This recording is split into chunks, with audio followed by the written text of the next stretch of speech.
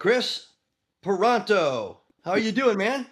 Good, my friend. It's good to see you. I wish everybody could have caught the B-roll that we were doing before the show came on. That was it's hilarious. You're still funny as hell, though. Still hilarious. I don't know where it comes from either, because you don't look funny. Well, you kind of look funny, but I you're kind of look funny. Yeah, yeah. but all the facial surgery, it fixes a lot of the You got to ugliness. stop doing. I told you, no more Botox, dude. Knock that crap off. Stop doing the I do think Botox. it's I'm always smiling. That way, I look like I'm pleasing Yes, and a pleasant guy. you're. Well, hey, besides the comedy, um, I want our audience, and these will be on the show notes. I want our audience to know a little bit about your background, not the stuff that is in the police stations around the country, just the regular stuff that you normally tell people about. Kris Paronto, U.S. Army Ranger, 2nd Battalion, 75th Ranger Regiment. Now I could just stop there and just say, that's it. I don't need to say anything more. I mean, Yeah, that's it. most Americans don't know enough about the long history of the Rangers, going all the way back to Rogers Rangers. And those of us that have served in the military, doesn't matter. Most of the people that are in either infantry or in some supporting role for infantry know exactly what Rangers are, especially the modern day Rangers. These guys are Yeah. they're part of the special operations community, etc. Contracted the CIA in 2012. You were involved. It sounds like you had an affair. You were involved in the mess in Benghazi, which is characterized in the movie 13 Hours, which you are a co-author of the book, Yeah. 13 Hours. In that movie, if anybody doesn't know what his call sign was, he's Tonto. Yep. And he's never been in a Tarzan movie or a Lone Ranger movie or anything like You wear that. a loincloth around the house, though. My wife, There you she go. still digs. She still digs it. So he's auditioning. He's the author of 2 books. The first one is The Ranger Way. Not sure what that would be about. And the second one is Patriot's Creed. And and he's an entrepreneur. And this is really where he is today. And we'll talk about that when we get through his life journey. But he has a Battle Line podcast, the 14th Hour Foundation, Battle Line Tactical, and that's a retail company. Tonto Vodka, Yeah, I got a which little vodka. that sounds really fun. And lots of people are making money off of things like that. And you were the host of the documentary War Heroes, Long right? time ago. Yeah, Newsmax was And the ones that did that years ago. we found out when I did your podcast that we kind of were associated in a weird, disconnected way with Omaha, Nebraska, where I Isn't it? grew up half of my youth, and I was born in Nebraska, and you were born in Colorado, correct? Correct. Correct. Yeah. Yeah. So, in Instincts, what we basically do is we try to talk to our guests about linear or nonlinear life paths from the time when they were young. What influenced you? It could be a person, it could be an event, and then what was that influence? Did it shut you Sure. down? Did it set you back? Did it accelerate you? Did it redirect you?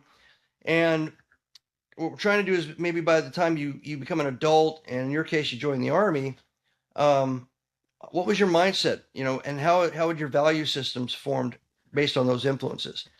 And then we'll go on to the rest of your professional career. But that's where I'd like to start with Sure. Sure. little baby Tonto. Little baby. Life goes different ways. I'm still 55, and life is still going back and forth. We're still serpentining all the time. I don't think it ever becomes extremely linear where you're just point A to point B. But growing up, I was prepared for that. I was. We were talking a little bit about it with when Rick popped his head in here about my ethnicity. I'm Mexican. My mom is a Garcia. From the Garcia family. And that surrounding that, they were both my grandma, my abuela and abuelo were both immigrants. They came up from Mexico, and I watched them work their tails off. I watched them growing up because we spent a lot of time in Delta, Colorado on the farm visiting them. Every chance we could, all summer sometimes. My parents would drop us off and, hey, we'll come back, pick you up later. 2 months later, it wasn't that long, but it was a few weeks later, they come back and get us. So we spent a lot of time with grandma and grandpa. They were like a mother and father, just as strong as my mother and father, Rita and Jim Paranto, were to me. So watching them and just playing on the farm, but seeing my grandfather Joaquin get up every day and go to work, and which is just plowing the fields, being around the migrant workers, the immigrants, and being around them, and just seeing how they just worked their tails off. That just by osmosis, me even recognizing as a kid or not, I saw it and it resonated with me growing up. So whenever things got hard, I really didn't see them as getting hard. They were just a little obstacle, a little bump, and you worked a little harder to get over it. And my grandmother had the same thing. She would always say, "Did you work hard enough?" And that was in response to me complaining. If I was ever complaining about something I didn't get, like I didn't get a spot on a team, I didn't get the grade I wanted to, I didn't accomplish something that I wanted, it was not somebody else's fault. And that's what I took from it. It was on me. Did you work hard enough?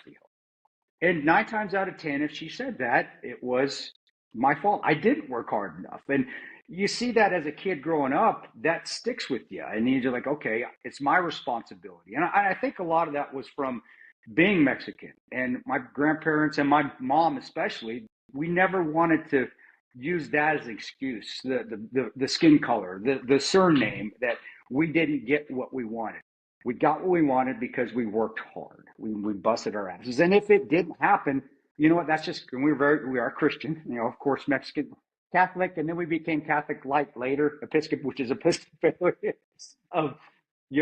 God says this is, and that's what it is.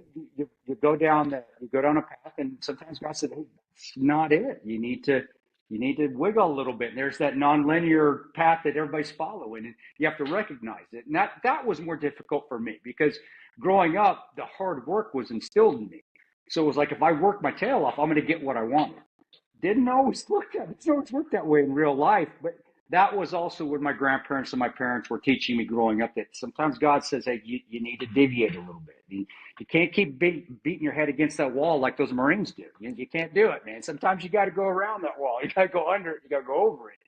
And that took me some time as I got older to realize, hey, God is trying to tell me something here.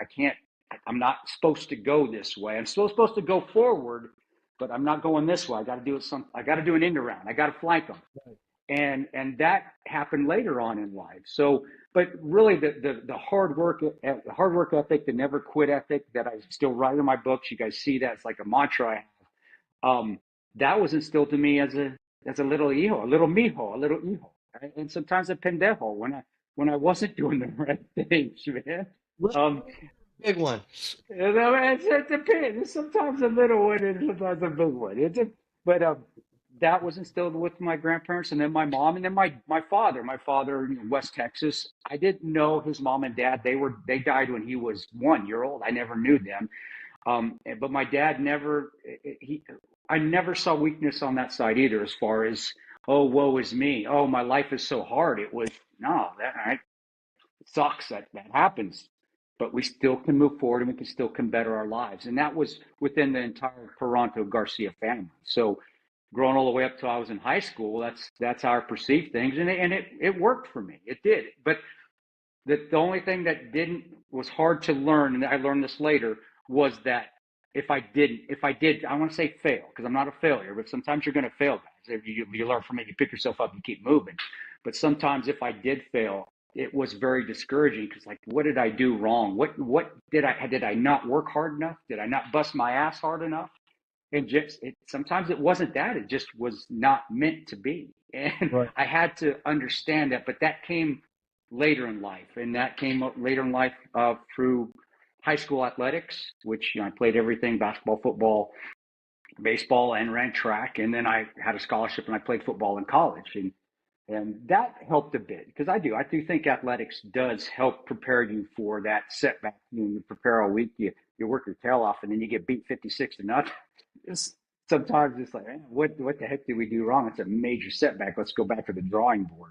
But it's minuscule compared to things that are going to come on later in my life down the line.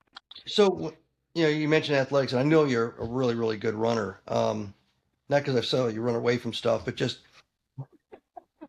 Did you believe me? I'm Forrest Gump, buddy. I'm through the woods. I just know you're a really good runner. Oh crap! Marty's back there. I gotta go back and pick him up. If I had to run away, I have like half a second before I just turn around. Okay, whatever. because I am not a great runner. When you got into high school athletics and then into college, Yeah. obviously you have the core influence of your parents and your grandparents, and it may not amaze you, but the guests that I've had on are all hard work ethic kind of people from wherever they get it. Some of it's observation, some of it's because of a family business. There's Sure. something, but they all kind of aren't afraid of it because it's the normal thing you do, right? Get their Um, hands dirty. That's just, right. sometimes you have to. The Yeah. second thing that's very common on what you said is the accountability for your own actions or lack thereof. So, it's really you. It's not really everybody else. And and you know, and I know, and I can't remember all the other people's opinions when I was a kid or when I was in high school, Yeah. whatever. Yeah. But just in general society today, everybody's trying to figure out what did this to me, right? They're not really looking at themselves. So it's like a superpower to be accountable, and it's a superpower to have a work ethic right now, which is Which is so odd because that was the norm when I'm growing up, and you want yeah, to say that was the Gen X norm or the greatest generation's norm. That was that you work hard, you bust your ass, and you don't complain, and you don't.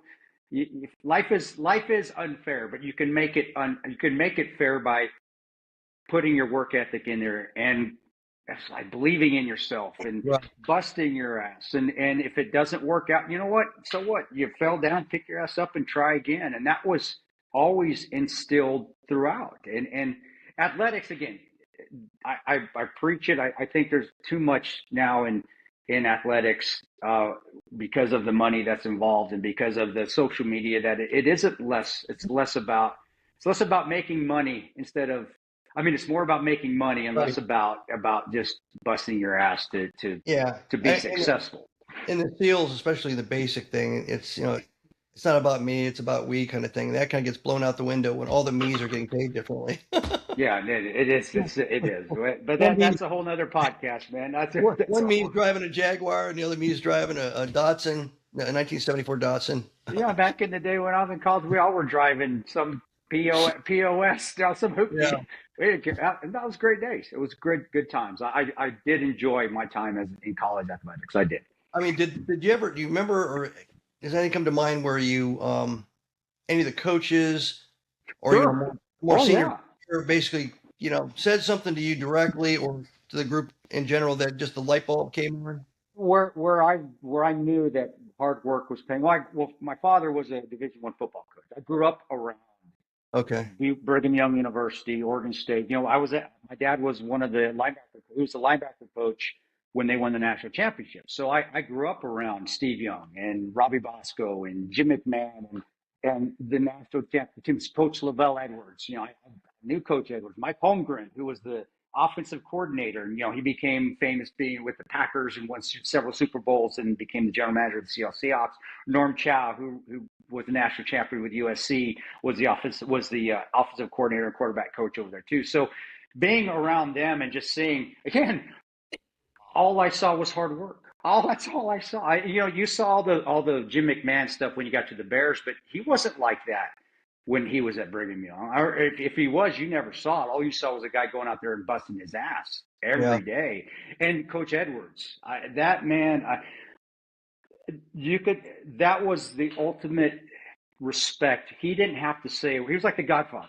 I remember just watching him as a kid, and he'd come on the field, arms crossed, and that's old school coaches. That's Paul Bear Bryant. That's back in the day, and he just commanded respect. But he had earned it, and even as a kid, even as a young 11, 10, 10, 11, 12 year old, I understood that in the way. But he wasn't disrespectful because I saw how he treated my father. But I also saw how my father treated him, and you saw that hierarchy, but it wasn't a Right. disrespectful hierarchy. It was, this is how it's supposed to be. This guy has more experience. My father doesn't. I was trying to get up there, but they both respected each other. And obviously, because Coach Edwards hired him, there's something there that Coach Edwards sees. And then going to the field and catching punts and catching catches, before the practice starts from a Jim McMahon or Robbie Bosco, these guys Right. that are Steve Young, and watching them and just seeing them go on the field and watching them tear it up. I mean, just it didn't matter how cold it was, how what they had just done. Every practice was, we got to get better. We got to get better, and then that stayed with me, of course, growing, and that was stayed with me all the way through till, well, even now, it still stays with me. Obviously, I'm Yeah. talking about it. So, and we'll talk more about leadership later, but the silent leadership type, right? You're mentioning the Bear Bryant, arms crossed, don't say Yeah, anything, and the facial expression, body posture, a look, it would yeah, crush you, right? That kind of. Um, yeah, when I first went into SEAL Team 2, there was a guy named Bob Gallery. He was a chief warrant officer. Had like 6, 7 tours in Vietnam, Navy Cross, been shot up, had fingers missing, and he was running the tactical training department. And when I got in '75, and I get to SEAL Team 2, they're still basically doing Vietnam training. Everything's jungle warfare. And yeah, yeah. the new guy intermediary course was 4 months long, and you basically went into the woods on an army base, and for 4 months you ran around, chasing imaginary VC or being chased by imaginary VC. And the Vietnam guys are all, I mean, everybody was a Vietnam guy except for like 16 of us out of 105 or something SEALs. So they were even using all the Vietnamese language, so we knew what Lai Day and we knew all these words as if we'd been in country or something, because that's the way they talk to us. They'd say, okay, everybody, DD Mao to the chow hall. Like, DD Mao, what the hell is DD Mao? It means haul ass. But the thing about him, because I ended up working for him in that same department like 2 years later. So I was close to him. And I was trying to figure him out because he had that weird kind of presence. He was completely bald, and he was probably 35 years old. He was not an Adonis physically. He did not look like, a Marvel comic book hero. Sure. If you looked at him, you'd probably think he was an accountant or something with finance or something. And he would, so they had us do this jump in full equipment to start this 4 months night jump that none of us had ever carried a third line, because we were infantry going into SEALs. We were, and we didn't carry a third line in basic training. We carried, if you sucked, you got the 70s, PRC 77. Other than that, you were slick and complaining about it. So they told us, take everything you think you need for 3-4 days reconnaissance and everything, and you're going to jump in, and we're going to start sending you your targets to recon for the whole 4 days. Well, 3 days. It turned out to be 4 days. And so, we've got everything. We've got big, heavy World War II inflatable rubber ladies. Remember those big sleeping things that look like a swim mat, a pool toy or something. Those big ass insulate pads that we would cut down to about this everything. size. So I remember. The World War II issue, super high density poncho that you couldn't shoot through. So we had all this stuff. Right? It would flake off eventually. If it was too much in storage, it would start. Right. All collectively sitting there in this room, going, "What do you think we should take? What do you think we should take? What do you think we should take?" And they're not giving us any advice. They're not answering any questions. So we took everything. We took almost everything we could possibly jam into a large Alice pack, every pocket, everything. And then we waddled onto the plane, and jumped into the woods. And for 3 days, we're humping this stuff around, and we didn't know anything about putting our stuff away. So, if you needed something, it was at the bottom of your Alice pack, and you're going like this. And all of us are doing this, right? And we don't know that we're doing anything wrong, because if anybody been on a camping trip, it probably didn't involve, all the principles of load-bearing equipment knowledge. And so then they keep us out for an extra day. We don't know about the water, not to drink the water. We don't know that the little pouch on the side of our canteen covers has iodine tablets in it. Little iodine Yeah, so we don't use them. So we all have, the runs on day 2. So we're walking around, crapping ourselves, exhausted, going up and down these ridges, and they exhaust us by making us go all over the place to these different targets. So then they keep us out for a 4th day because, the extraction's been canceled or something's happened. It's canceled. It's delayed. It's delayed. Just suck X. It's a suck X, man. Yeah. Yeah. Shut down the low-flying 4x.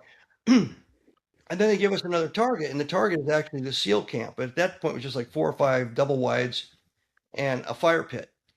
So we stop at the grid coordinate. We're all out there, and we are just miserable. It's worse than anything we had in buds. Our backs ache, our knees ache. We've been doing the turtle, bent over walk for 2 days. We stink to high heaven. And we don't even want to drink our water anymore because we know what's going to happen, 20 minutes later. And our officer calls in, and there's like 5 guys standing around this fire pit, you know, guys that are all shot up, all war heroes. And one of them is this guy, Bob Gallagher. And he walks down to us, and he's got his coffee cup. He walks down to us, and we're all huddled in a little perimeter, like little kids. And he looks at our officer, and he goes, no kidding, he goes, have everybody go up, have everybody take their stuff off, have everybody leave their weapons. We'll take care of the weapons. Go to the largest trailer at the end of the camp. Eat breakfast. It's 8 o'clock. At 9:30, we start your first class. Intro to load bearing equipment. Turns around, he walks away. We didn't know it was called load bearing equipment. But that's how he taught. And he was so soft spoken. You're like, and we had young ears, right? We're all like, what's he saying? And once we started to get to know the guy, we were both intimidated and awe of him. It was all kind of wrapped up into one. And when I worked with him, it was the same way. I thought it was an act. I thought he was like doing a Clint Eastwood thing, for the people in the training process. And we're in an office, and he's like, okay, this is what we're gonna do. Like, we're all trying to find it. He was the most unassuming guy, piercing eyes. His nickname was the Eagle because his eyes were a little bit closer together, and he would just look and lock on you. And you could tell just by the intensity of the way the eyes looked whether you were in trouble or he was about to tell you to do something. And you knew it, like you knew every little twitch on that guy's body, and you knew exactly how to interpret what it meant. And us young guys used to say, "Well, I want to be like him. I want people to respect me, and I want to be that quiet guy, and I want to be." Well, don't we? I mean, we all when we run into that. Lieutenant Colonel McChrystal was the same way with us when I was at the 75th. I was at E4. I was just a piddly E4, untabbed E4, which is basically a private. I'm a specialist private because I don't have my tab yet. But when that guy came around, or Sergeant Major Hugh Roberts, the same way, quiet. But you knew they were coming, and they didn't have to say anything. They just had to give you a look, and that was it. And you knew what to do. And I always wanted to be like that too, but I was too fucking loud. It never happened. Never happened. But Yeah. those leaders, growing up around those leaders, it did definitely make me a better person. Whether it's a better leader or not, I don't know, but at least a better person. And it did help me down the line when things got, Yeah. went south on some of the places that it maybe shouldn't have. So, yeah, but Yeah. I get it. I get that. I mean, I tried a couple different styles, try to figure out, but ultimately, and this is something everybody wants in a leader when things are going sideways. I found that I was really, really calm when things were going bad. And that by itself was something everybody was reading because I wasn't aware of what, they're looking at me. And if I'm really calm, and then if somebody said, well, blah, blah, blah, blah, blah, what are you going to do? And if I just kind of gave a little half smile and said, okay, so why don't we try this? And that half smile was my personality. I wasn't trying to affect it to make an impression, but people told me later that that's how I acted. I was a different person when everything was just normal, but when everything started getting really bad or crazy, I, I kind I, of I kind of got calmer and I had a little smile on my face, which made everybody think I had it under control, whether I did or I not. or did or not. Well, you got to stay calm. That's the biggest thing. I think a lot of us have that as we grow. I know I would have acted a heck of a lot different in 2012 than I would have in 2000, in 1995.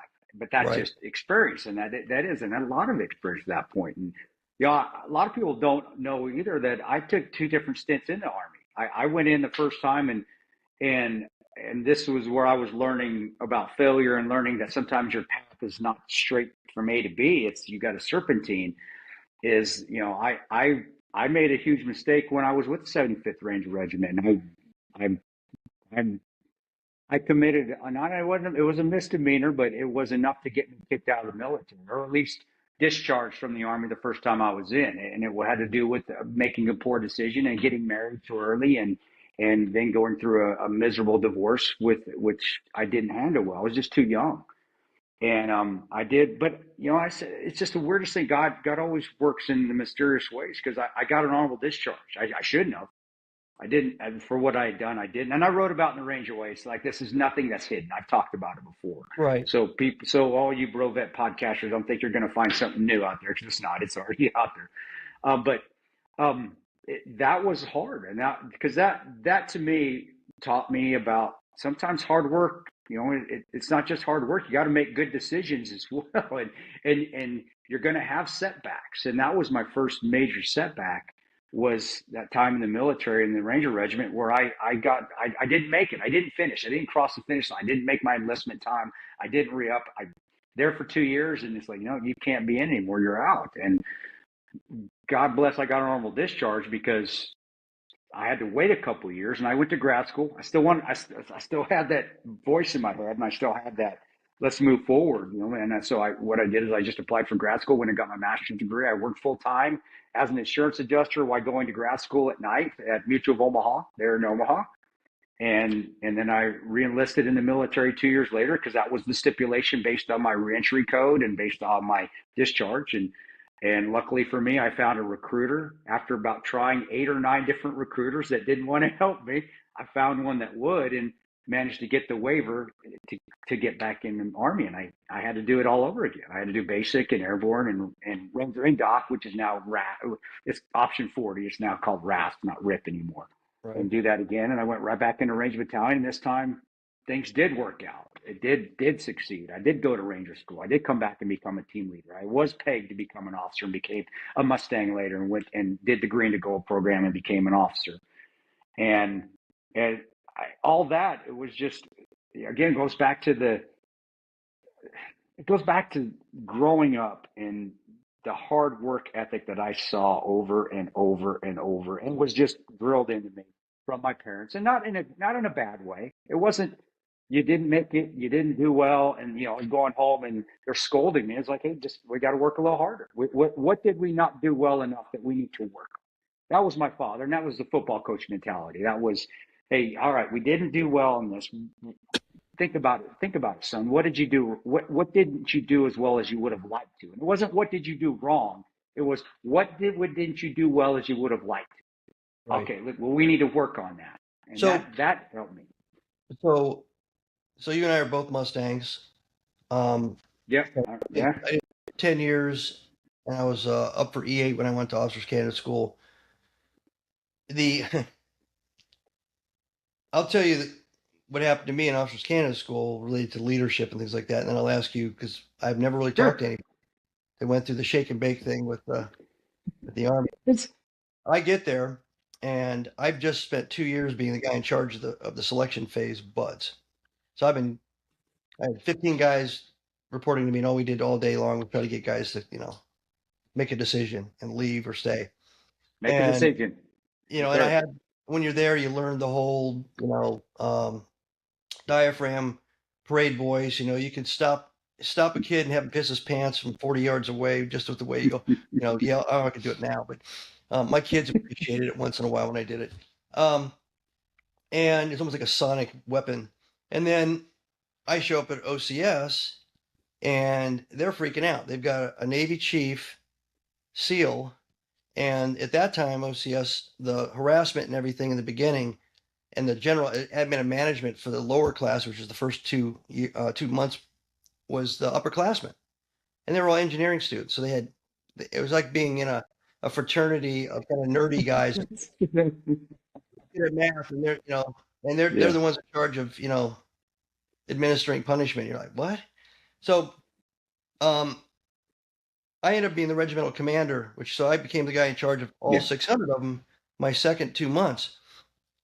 But when I graduated, I got every leadership award they had. I got the precious silver ashtray as a gift, from some society, some patriotic society. I call it the sacred ashtray. My kids, didn't know what it was. I got a book from a woman that wrote a book about a sloop, a ship, sailboat, or whatever. Mm-hmm. They hosed you, dude. I got 2 swords for being distinguished honor graduate. We're getting there. Top. So the distinguished honor grad is the academic guy, right? Gotcha. So basically, it's all engineering curriculum for 4 months. So the top engineering student gets distinguished honor grad, and he gets an engraved naval officer's sword. He gets okay. So I'm up on the podium. I have to give the regimental commander's speech after the admiral VIP gives a speech. There's like 1,800 people in this massive drill hall. I sit down. They call me up. They give me the sacred ashtray. And they give me the book of the boat book, and then I sit down. Number one in naval tactics, number one in naval leadership, all that sort of stuff. I sit down and they go, okay, our valedictorian of the class is Mortimer Schnurd. He gets up there and they go, shing! They pull out Excalibur, and there's a glow around the blade, and you get this engraved blade, but it represents what? Pi? What the heck? And That's kind of dirty. That's so dirty. afterwards, I went to the director of OCS, when it all broke up, and I said, what the heck? It's officers candidate school. It's not engineering math academy. And he goes, well, sorry, that's just the way it goes. It's just always been based on GPA. And I said, well, they also don't teach leadership here. There wasn't like a single class on leadership in 4 months.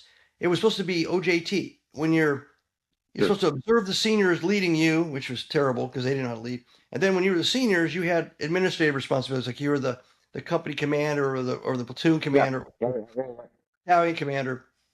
And I said, you realize, I don't know how long it was since you've gone through something like this. Long time. It's been 20. Yeah, it's a long time. There is no 20 leadership years. taught at OCS.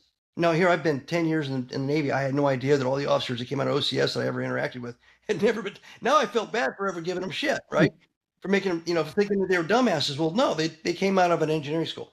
So what was it like when you went through? And I'm really pissed. Mine was because I had a choice. When I remember my Lieutenant Johnson, my platoon leader at Ranger Battalion, because I hid my master's degree. When I came in the second time, I didn't let anybody know I had a master's, nothing, So I come in, I'm a team leader now at Ranger Battalion. I got my tab, I've got my got my EIB. I'm becoming a real ranger now.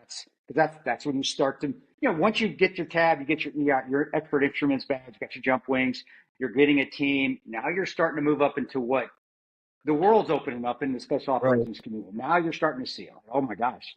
And I remember he called me in his office. He goes, Ranger, come on in, Roger, sir. Ranger Paranto reporting. He said, knock that crap off, because he was a Mustang too. He was from 10 Special Forces group. He goes, knock that crap off. Just stand at ease, bud. So I stand at ease, and he goes, you have a master's degree. I'm like, in my back, man, I'm going, shit. Yes, sir, I do. He goes, what are you doing being enlisted? I go, sir, I can't. And I said it, and this is how I really thought. I said, sir, I can't lead unless I know how to follow. And I said, just like that, I can't. How do I know how to lead if I can't follow? And he goes, and that was a good answer. Whether it's the truth, but I mean, you guys think that's a scripted bullshit. No, it wasn't. That's exactly how I felt. And it's the right answer. That's what he wanted to hear, because, well, you have a master's degree. You need to go become an officer. And him and the platoon sergeant fought about it for a little bit because they wanted to keep me enlisted. But he made sense. And then he got into the pay scales, and I hate to say it, it did, like, okay, all right, you're making some sense here, sir. But he gave me the choice. Since I had a master's degree, I could either do 1 year of green to gold, which is ROTC. You can go back and do 1 year of ROTC. All I do is military science, or I could go to OCS at Benning. And buddy, I've just been through 2 basic trainings. I've been through one in '95. I went through another one in '99. OCS, I knew what that was going to be, just another damn basic. I got to wear the ascot and the freaking black polished turtle helmet. I'm like, sir, if I could do 1 year of ROTC, I'll do that instead. He goes, Roger that. He goes, put you in your packet for green to gold.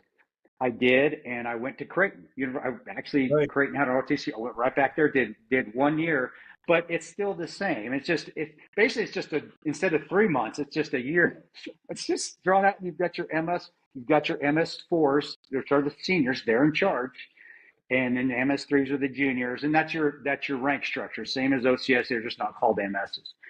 But buddy, walking in there though, and I got my tab, I've got my EIB, they all know I'm from Ranger Battalion. I can't. I have to. No, I didn't. Nobody gave me any shit. In fact. My colonel, my commanding officer of that RTC program, he was from SOAR. He was a former Night Stalker, and he also was long tab. So he brings me in the office. He's like, I know who you are. I know you're from Ranger Battalion. He goes, so we're going to expect a lot more out of you, which was good. I didn't have a problem with that. So I did a lot of I actually did a lot of the teaching. PT was easy, for me. I'm running 5-minute miles. I can do 120 push-ups, and so I'm leading and teaching courses. We did have a sergeant there that was tabbed as well from the 25th Infantry. Great guy, Sergeant First Class Tobias Rodriguez. And basically, I just helped him. I helped him the whole time. But from the leadership side of the house, you're saying you're so spot on. They really weren't. They weren't teaching leadership per se. They were teaching military. Some of it was doctrine. Some of it wasn't. But it was just a big fraternity. It was a fraternity and sorority that are mixed together, and there's just the problems for hedonism there more than anything, especially being at a college. But the thing though is I think they were teaching, and what I got out of it, I was put in positions probably beyond what I should have been as far as being put in charge of leading classes and things. I don't know if I was ready for that, but it didn't matter. You were throwing you in there, Paranto, go take care of it. Um, but the biggest thing is that I saw them, the interaction, I think, is the positive I took away. You're seeing people coming in and we're having to work together for a common goal, and that's to succeed and that's for everybody to graduate. I did get a lot out of the phase 3, which is what we do at Fort Lewis. It's called Advanced Camp. I think it's called something else now, but it's where from your MS3, your junior to your senior year. So your MS3 to your senior year, you go do, and if you do a month there at Fort Lewis, and you do your field training exercises. You're going through basic infantry tactics, and you're learning how to work together as a platoon and squads and elements out there. And I had a lot of fun in that. I did. You know, it was easy though because I'd already been through. I knew how to do that. I've been through basic. I know how to do infantry stuff. I've been a Ranger team leader. I've been to Ranger school. But I got a lot out of it on the teaching side because I saw a lot of the cadets going through at the time, Yeah. not feeling confident in themselves and knowing that they could do just how to build a litter. We're going on a lane and somebody gets injured, and how do we build a litter out of everything that we have here? And you're seeing all these smart kids that have all these go for all these degrees, and they're not figuring out. I got a poncho, I got a bunch of sticks laying around, I got some 550 cord, and they're not grasping how easy it is to make a litter to get somebody Yeah. out of there to carry some. And for me, that's where I felt like, man, I really am fitting into this military stuff because this is no, and I'm not a smart guy. This is just so easy. I don't understand. I not understand how these kids that have 4.0 GPAs that can build a rocket are not figuring this stuff out. But when I did say it to them, and you saw their eyes light up, Right. it was awesome because they didn't take whatever I said to them and whatever advice I gave them or recommendation I gave them. They didn't take it as an offense. They wanted to learn, and I did see that. I saw that the willingness to learn for the majority of them. You have your assholes.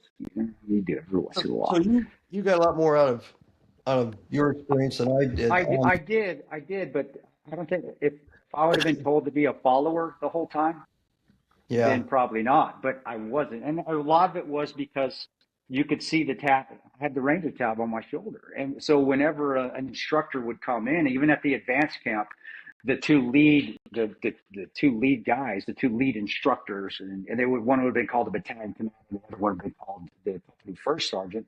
First Sergeant Matty, he was a second Ranger battalion, then he was an RI. The other one, I can't remember his name, the colonel that was there, he had jumped into Grenada. He had an old Grenada scroll on this arm. So they're looking at me and they're like, "You from Ranger Battalion?" "Yes, sir. I'm from Second Ranger." "Got your tab?" "Yep." "All right, you're in charge. This is what I want you to do." So they threw me into the fire. So I was trial by fire, learning how to be a leader with all these cats that I'm trying to herd. But it Right. was completely beneficial for me because I'm learning how to herd cats. I can tell you for sure. I didn't become the regimental commander because I was really good at drawing pictures of an M type or D type boiler system. Um, and because of wearing the trident, they left me alone. which I think they interacted with more students, the instructors and all them, but they never interacted with me because most of those lieutenants and that were the instructors were in awe of the fact I was a SEAL and the fact that I You're was a cute. chief. In their fleet experience, the chiefs were basically telling them what to do. They were the experts. So, um, But take that back from on their side as instructors, they didn't utilize you, which they should have utilized you, like the Ranger they could instructors have. that I had utilized me because it would have benefited both. It would have They made it could have. easier for them, Yeah. and it sure as hell would have. But hey, you know what? That's the Navy, and is that the Navy and the Army? I don't know. I don't know. They had one event. It was a simulator, and it was a ship simulator. And basically, you get inside of an open container, metal container that looks like the inside of a ship. And of course, everything's in a ship is welded, so the beds, the racks, everything's welded. And it was supposed to simulate that the ship got hit by a torpedo, and then a hole starts blowing water into this thing, and you have to go through damage control, and you have to stop it from flooding. And they would put 10 people in there, and it's pretty dramatic. I mean, it's called the Buttercup, and it's like this, like a big shoebox with the people in it, and then you hear like ang ang ang general quarters. And this huge explosion. It had speakers all around, kaboom, and the whole thing shakes, and it goes wham, and turns to a 45-degree angle. And I'm watching these guys. I mean, I didn't know what was going to happen. I'm watching these guys' faces, and total horror, right? Ah, and then the water starts pouring in horizontally, like, and I'm looking around, and everybody's just staring at the water. So make a long story short, not that I'd spent a lot of time in the fleet or anything. I just started, they gave us a class beforehand, about mattresses and stuff. So I started giving all these commands and and only about this much water is on the bottom. And then they said, okay, end action things, bing, bing, bing, brings it back to thing and drains out and everything. The chief brings everybody up for a break. They walk over to me and they say, you're out of the cycle. You're not doing this anymore. And we don't want them. We don't want them. The point of it is for them to freak out and come to a point where they have to make a decision and start working as a team. And you basically just took charge, well, but solved the problem. And I go, that's what you did. Okay, I guess I could hit myself in the head and been somebody with a head wound and laid there to help. That's exactly what when I went through. That's what they were trying to do, and utilizing myself and putting us in no incident situations, and then we succeeded. See, we got the exact opposite. When I was there, it was you guys figured it out. Yeah, Paranto took care. He helped you. This kid, Paranto got. I was trying not to do everything myself, and I do remember some of the cadre coming up to me and saying, "Hey, we know you know how to do this, but don't do it all. Don't try to do everything." And that helped me, and did help me when I got to Blackwater because we're bringing a bunch of guys that have never worked together. Now there's more egos there than I had. Well, there's a lot of egos in officer school too. You know that, but it did help me go there and bring guys together to work together for a common goal, even if we all were completely different personalities. And man, I tell you what, our experiences were different, and it wasn't because of me and you. It was just because the instructors, in my opinion, were different. Man, I would have been like, hell yeah. If you did everything yourself and everybody stood and watched you, that's one thing. But if you're doing it and then everybody was helping you, that's not what you're supposed to do. And I learned that do something, and that was another thing too. Do something. Always do something, and that's what killed us in Benghazi. Was that our chief did nothing, which put us behind the 8 ball. That's a great segue. So we worked together in Baghdad. I don't know what the overlap complete was. I got there in July of 2004, left in February of 2005. I know you made about the same. We're about the same. It was right around the same.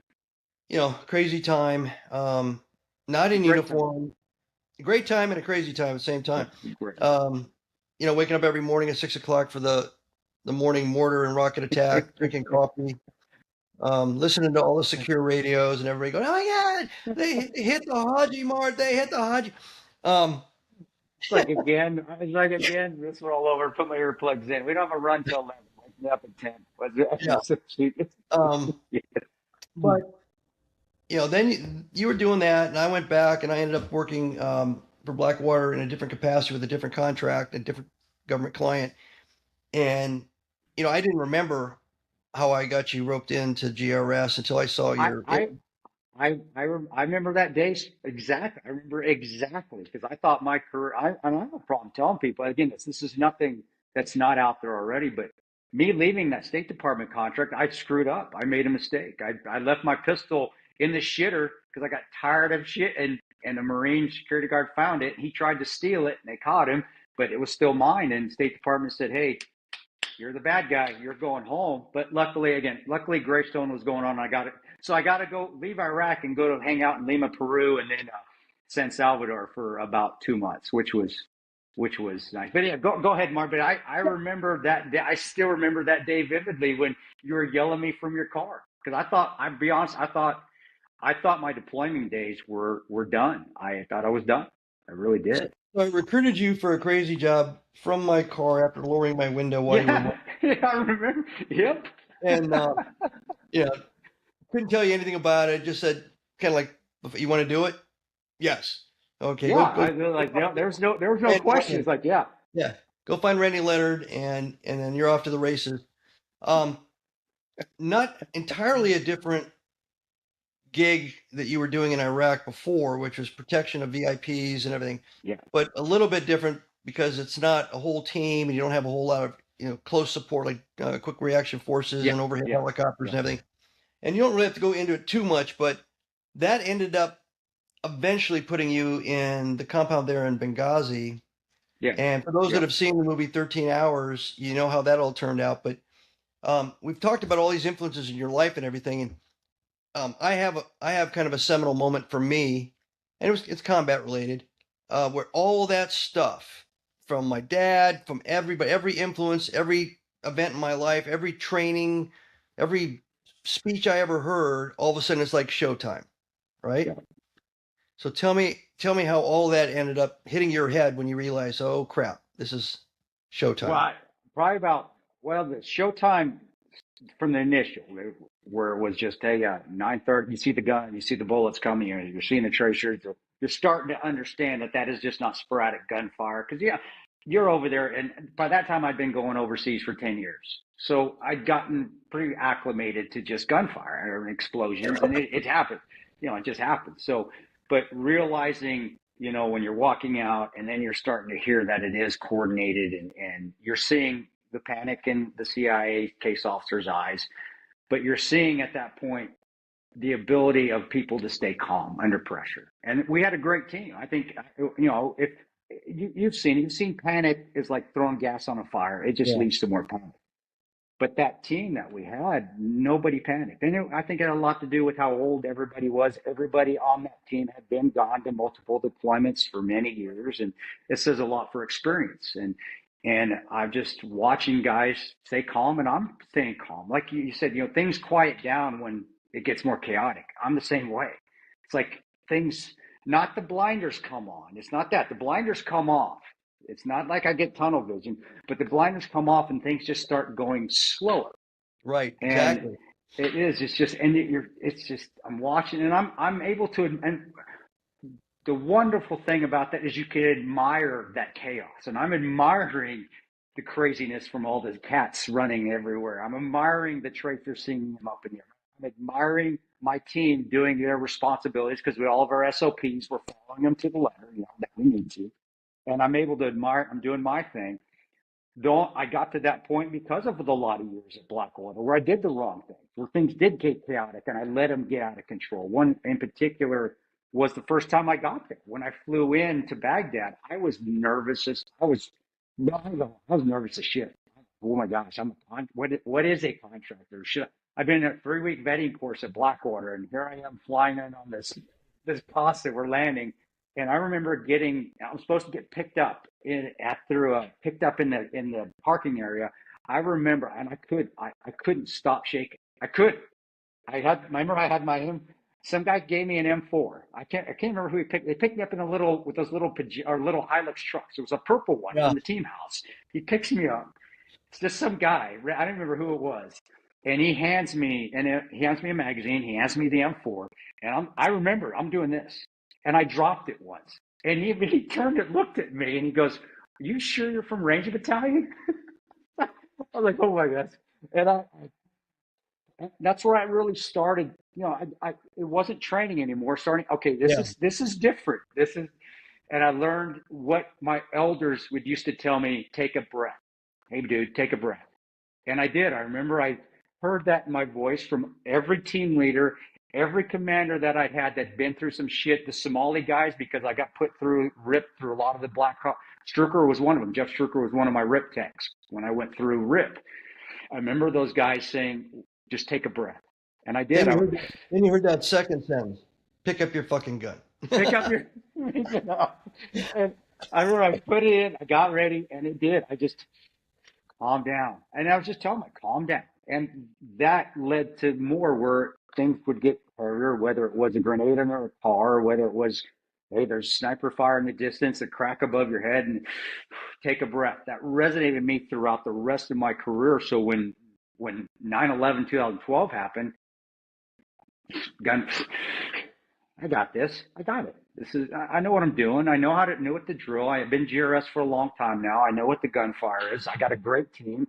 And it really did. Everything it reminded me of Mozart. It reminded me of hearing Mozart or Beethoven Right. and just watching the notes, and it's just flowing. It's beautiful. And, you know, and that was all from first the hard work ethic. You know, don't blame anybody else for your mistakes. Never. You work your ass off. You're going to fall down, pick yourself back up, take a breath, relax, get control of the moment. You can do this. And it just, everything just fell into place at that point in time. I think if 9/11 2012 would have happened early in my career, like when we first started, it would have, for me, it probably would have turned out a hell of a lot different. But it happened later in my career when everything kept going wrong as far as no help coming. You know, we're on this man. They're continually coming after us, and we got to continue to fight off. When is this going to end? But I never had that sinking feeling of hopelessness ever. And Yeah.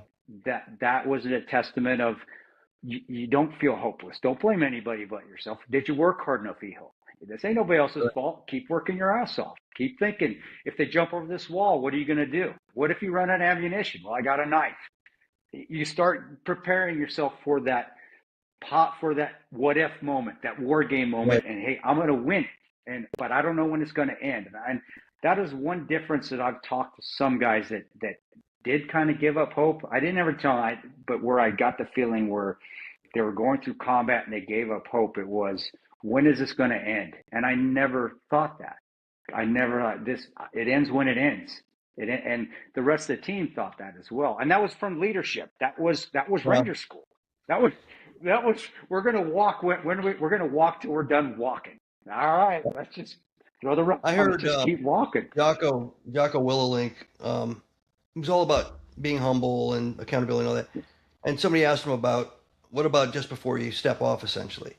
And he says, "Well, you got to feel a little cocky, There's and always confidence. Yeah. not cocky in a stupid way, but cocky in I have this, the team has this. We'll figure out whatever happens, and we'll deal with it." And you know, it's a calm, cool confidence, but there's a little bit with a regular human being. It's definitely cockiness if you think you can stand and hold an Alamo scenario like you did with your team, and just go, somebody's going to show up. People know this is happening. I don't see the cavalry yet, but they're going to show up. Meanwhile, we got this. We got Yeah. this. And the movie did a great job showing that. And the guy, Pablo, who played me, Pablo and I are still very good friends. Pablo's awesome. His personality outside of the movie is pretty similar to mine. He's just a lot bigger. I'm the little Wes Welker. He's freaking the huge Too Tall Jones, if you're doing football analogies there. But that personality I had, as you can tell, I am cocky. If you watch that in the movie, you're gonna, that's some bitch's ass. Yeah, he's cocky, he's playing it that way. But that is me. That's also the team room kind of banter anyway. I mean, it wouldn't matter if there was people shooting at you or not. Everybody's just kind of cutting on each other. You know, you Well, do that's what one gets thing. you through it. Yeah, you do one thing, and six guys, you know, find something funny about what you just did, and the only But pressure you're under is coming up with a retort. it's just got to be quick on your feet. But people misconstrue that for cockiness. To me, that's just being confident. I'm confident, Yeah, but I'm finding also ways to, and I think every guy that yourself included, we all find ways to get through some of the trauma that's going on. And laughter truly is the best medicine. Laughter is how you absolutely, do it. But that's learned absolutely. through training too. That is through every piece of training scenario. Hey, who wants a spoon with the biggest? You're freezing at Ranger School. I want the biggest guy. I want my biggest. And I picked the biggest Ranger guy to be my spoon mate when it was freezing out in mountain phase. I don't care if it was 6'3". Get up right on next to me, man. Let's come on, snuggle up. It's Nuts butt. one of the biggest, I guess, misnomers I've seen because of movies and Marvel comic booking of special ops and everything. People say, well, you know, your SEALs talk about their missions and they're really good missions and all these great missions and successful missions, and I go, you get a bunch of SEALs around a table with a beer, and all of them will be laughing till they're crying for Yep. hours and hours because you'll never run out of stories, and every story is about screwing up. There, Screwing up. I have never heard a single person in special ops ever sit down and go, remember that time we jumped in and winds were perfect, and they said they were 5 knots and they weren't 25 knots, and we landed and nobody got hurt. Remember that time?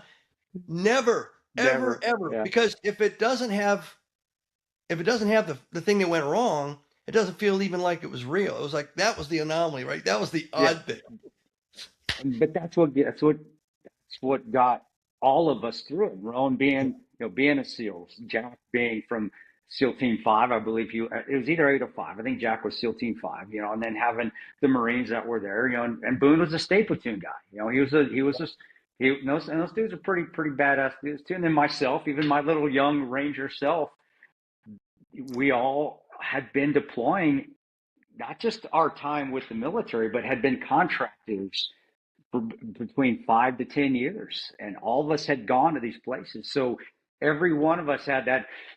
We got this. All right, we got this. Hey, Yeah, and then making fun of each other throughout the whole night, which I loved. The movie got because we were that there with this. We helped write the script. We're like, hey, no, this is what yeah. he said. No, Chuck Hogan, and Chuck's a great script writer. If you don't know who Chuck Hogan is, get in the movie. He wrote Prince of Thieves. He's Benicio del Toro. No, who's the Benicio del Toro? One of the great movie makers out there. I get the two Benicio guys, the Sicario guy and the director guy, but Chuck would he's like, what did you say? I'm like, well, I said this, and a civilian's like, what? No, Yeah, Chuck, this is what. Yeah, and that's what was awesome about it. They got all that stuff in there. that's great. So I think the sum total of your journey brought you to where you needed to be and made you the person you needed to be in that moment. This show is young, so hopefully someday I'll be able to get you back on as a guest. I know you're semi-retired and you got a wheelchair already picked out on Amazon and all that. But My walker's over there in the corner, man. as far as I know, yeah, as far as I know, there's like a knitted blanket on your lap. I just can't see it. But But thanks. you're welcome, bud. Well. Have me back on before if I did Before the if air you're show gonna goes. have me back on. Yeah, before I'm on one of those motorized things, man. If you don't mind, the All right, motorized wheelchairs. I will. Thanks, man. Thanks, brother.